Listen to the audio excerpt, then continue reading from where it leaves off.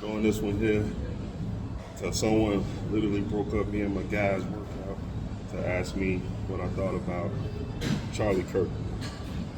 Now, I'm one of them people, I was familiar with Charlie Kirk before he was assassinated. You know, him, Candace Owens, Dan Shapiro, because for one, I've studied politics ever since I was a kid. Um, and I know that when it comes to debates, you always got to know what the other side is saying. And I think that's a lot of the problem with politics is that people have their view, they dead set on their view, and they don't study their opponent, so to speak. History and politics was always one of my favorite subjects, but as far as Charlie, Charlie debated.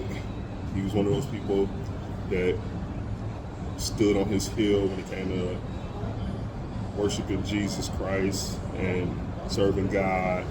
He had his views about cultural things when it came to blacks. He also, was a very mild-mannered person, assertive when it came to his debates, and will let any and everyone speak and say their view. Well, I will say this. Revolutionaries respect revolutionaries, just like warriors respect warriors, even if they're on opposing sides. So if you take Charlie back to the 60s or the 70s or even the 80s, a lot of people may have spoken that fashion. And we have to remember that Dr. King was hated and outlasted for a lot of different things when it came to his views. And we also have to remember, too, that Dr. King was a Republican. We also have to understand that when people get slain for their views and opinions, that says something, speaks something to what's happening in our country. Not so much of his views on what he spoke and what he said in black and white, this and that. If you take that out of the equation, him getting slain like that and hated for what he says about certain things was the same way someone treated Dr. King when it happened, Medgar Evers, Malcolm X, and also in those times when it happened across the country. Yeah, you may have had people secretly happy and jumping up and down that Dr. King was assassinated. You had people jumping up and down that Malcolm X was assassinated, and people that look like us. Black people were excited and happy that that happened, but they did not show that and reveal that to the world because people knew then, black, white, different, that it was a time of warning, and people respected what those men stood for globally. So despite how you may have felt about their views or what they had to say, still was like, man, at the end of the day, those were good men traveling this globe trying to make a difference for all humanity, not just our culture. It just started with our culture because that's who we are, where we come from.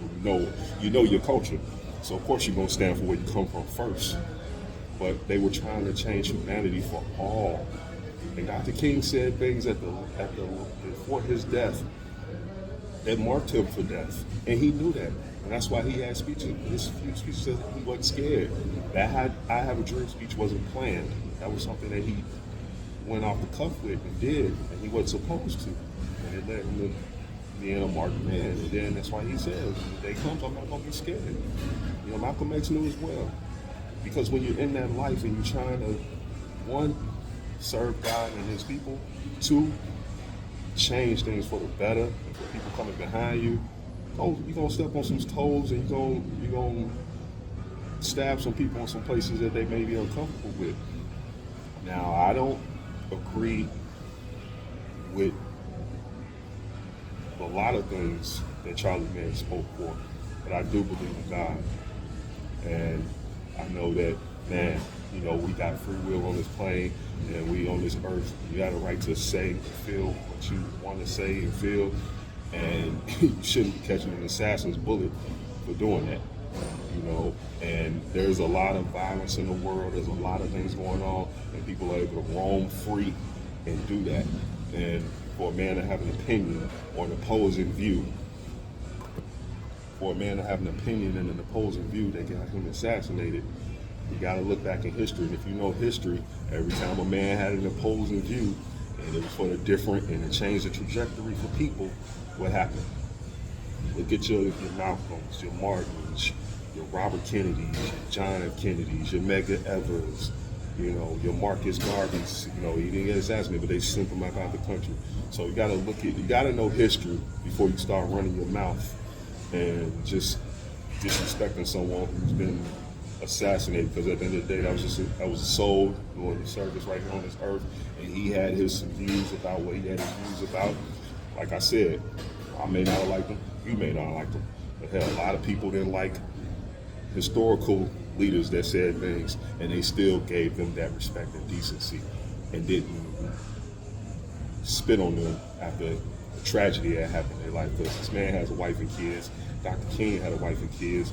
Malcolm X had a wife and kids. Medgar Evers had a wife and kids. John F. Kennedy had a wife and kids. Robert Kennedy had a wife and kids. It's like, still, you got to give them that respect, man. And if you're a believer, you know that. You know that. It's not for us to judge, man. God got control of our souls, man. It's not for us to judge. So, man, despite how you feel, let that man rest in peace and fight for your life.